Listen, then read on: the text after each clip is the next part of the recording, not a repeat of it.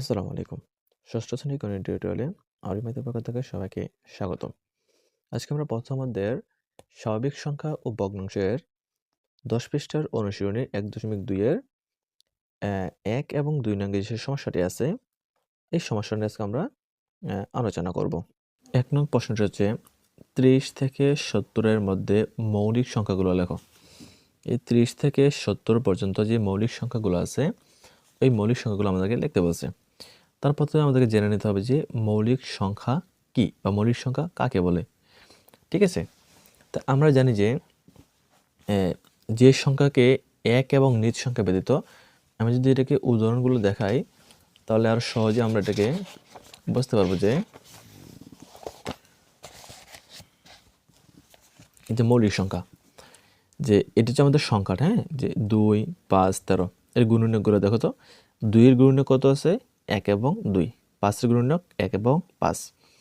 13 গুণনীয়ক 1 এবং 13। তাহলে আমরা কি বুঝলাম? যে সংখ্যাটাকে গুণনীয়ক করলে 1 এবং নিজ সংখ্যা, হ্যাঁ, ব্যতীত অন্য কোনো সংখ্যা পাওয়া যায় না, ওই সংখ্যাগুলো হচ্ছে আমাদের মৌলিক সংখ্যা। লক্ষ্য করি 2, 5 ও 13 এর গুণনীয়ক কেবল 1 এবং ওই সংখ্যাটি। এই ধরনের সংখ্যাগুলো হচ্ছে মৌলিক সংখ্যা। আশা করি মৌলিক সংখ্যা নিয়ে আর কারোর কোনো সমস্যা নেই। সমাধানটি হচ্ছে যে 30 থেকে 70 এর মধ্যে মৌলিক সংখ্যাগুলো হচ্ছে যে 31, 37, 41, 43, 47, 53, 59, 61, 67। এই সংখ্যাগুলো হচ্ছে আমাদের 30 থেকে 70 এর মধ্যে মৌলিক সংখ্যা। তাই আমরা যদি 31কে গুণনীয়ক করি, ঠিক আছে, তাহলে আমরা কিন্তু 1 এবং 31 ব্যতীত অন্য কোনো সংখ্যা পাবো না। যদি আমরা 32কে গুণনীয়ক করি, তাহলে আমরা পাচ্ছি কিন্তু 2 গুণ 16, ঠিক আছে। আমি আর বেশি বাড়ালাম না। দেখো তো এখানে 1 ব্যতীত অন্য একটা সংখ্যা কিন্তু রয়েছে, যেটা হচ্ছে 2 এবং 16। তাহলে 1 এবং নিজ সংখ্যা ব্যতীত যেই সংখ্যাগুলোকে অন্য কোনো সংখ্যা দ্বারা, মানে অন্য কোনো গুণনীয়ক হয়, ওই সংখ্যাগুলো কি যৌগিক সংখ্যা, তাহলে এটা মৌলিক নয়। তাহলে আমাদের যে সংখ্যাগুলো এখানে আছে, এই প্রত্যেকটা সংখ্যা হচ্ছে মৌলিক সংখ্যা। এখন 2 নম্বরে বলছে সহমৌলিক জোড়া নির্ণয় করো। এখানে যে 4টা প্রশ্ন আছে, এই জোড়াগুলো থেকে আমাদেরকে কোনটা সহমৌলিক সেটা আমরা নির্ণয় করতে হবে। তার পূর্বে আমাদের জেনে নিতে হবে যে সহমৌলিক সংখ্যা বা সহমৌলিক জিনিসটা আসলে কি। তো এর জন্য আমরা আমাদের বইয়ে যেটা দেওয়া আছে, যে 2 বা ততোধিক সংখ্যার সাধারণ গুণনীয়ক শুধু 1 হলে সংখ্যাগুলো পরস্পর সহমৌলিক।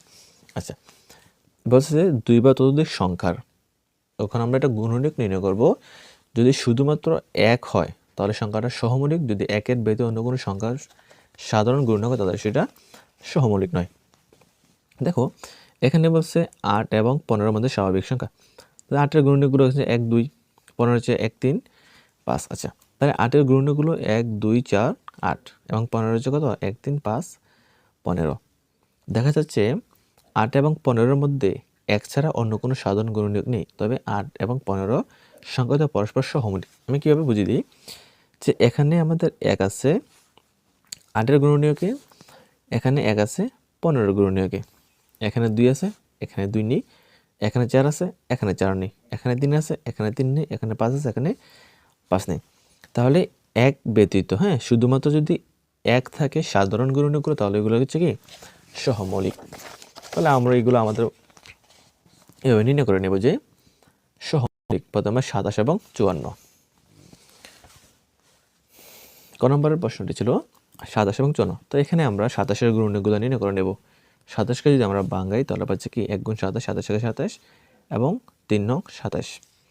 27-এর গুণনীয়ক কি পাচ্ছি, যে 1, 3, 9, 27, 1, 3, 9, 27। এবং আমরা 54-এর গুণনীয়কগুলো নির্ণয় করে নেব।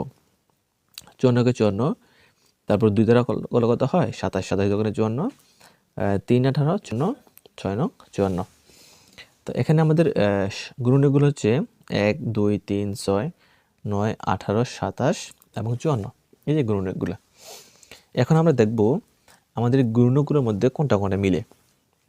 যে এখানে হচ্ছে আমাদের 27-এর গুণনীয়কের মধ্যে 1 আছে, 54 কি 1 আছে, তারপরে 27-এর মধ্যে 3 আছে, 54-এর মধ্যে 3 আছে, 27-এর মধ্যে 9 আছে, 54-এর মধ্যে 9 আছে।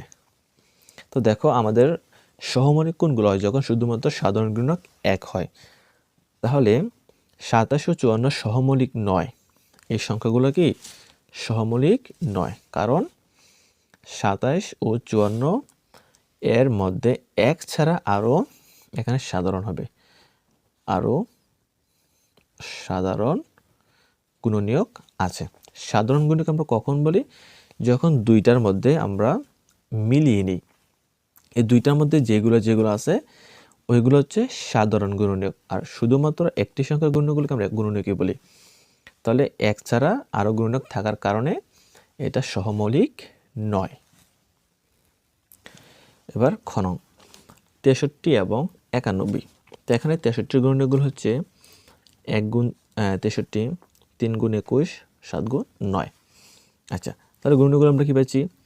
1, 3, 7, 9, 21, 63। এই হচ্ছে আমাদের 63 এর গুণনীয়ক। তারপর হচ্ছে কত? 91। আবার 91 এর গুণনীয়কগুলো হচ্ছে 1, 7, মানে 91, 1, 91, 7, 13, 91। এর ব্যতীত অন্য কোনো সংখ্যা এটা গুণনীয়ক হয়নি।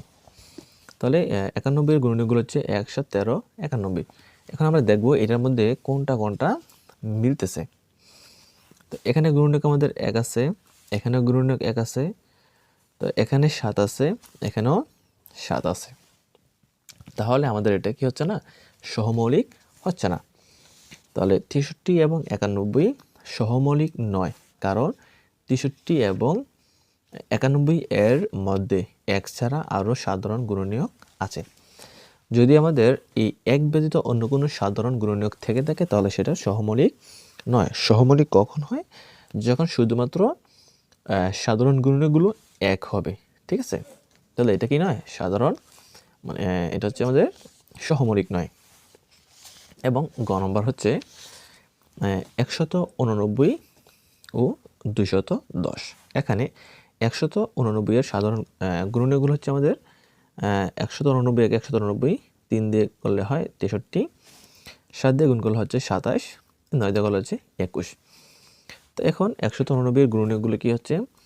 1, 3, 7, 9, 21, 27, 63, 189। ঠিক আছে? এটা হচ্ছে আমাদের 189 এর গুণনীয়ক। এখন আমরা 210 এর গুণনীয়ক নির্ণয় করব। 210 কে 210, 105 দোকানে 210, 3 70, 210, 5 42, 210, 6 35, 210, 37, 210, 10 21, 210, 14 15 গুণ করলে 210 হচ্ছে। তাহলে এখানে গুণনীয়কগুলো হচ্ছে 1, 2, 3, 5। আমার এখানে পর্যাপ্ত জায়গা না থাকার কারণে আমি এটা পাশে লিখে নিলাম। তোমরা অবশ্যই এটা নিচে নিচে লিখবে। ঠিক আছে? এটা নিচে থেকে এটা শুরু করবে।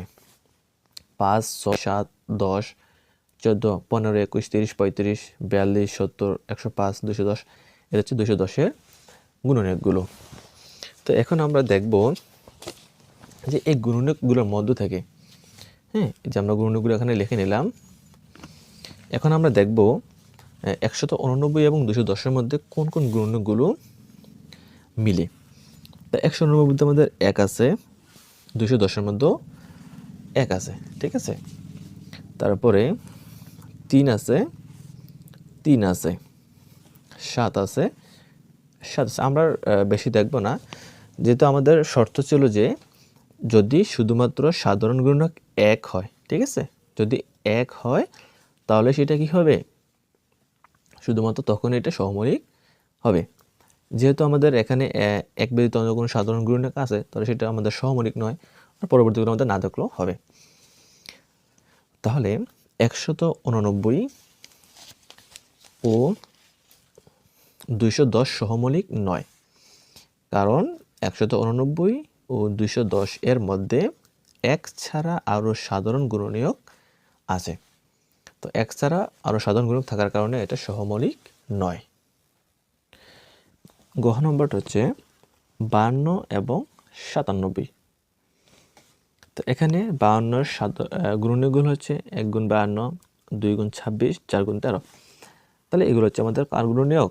52 এর গুণনীয়ক। তো 52 এর গুণনীয়কগুলো 1 2 4 13 26 এবং 52।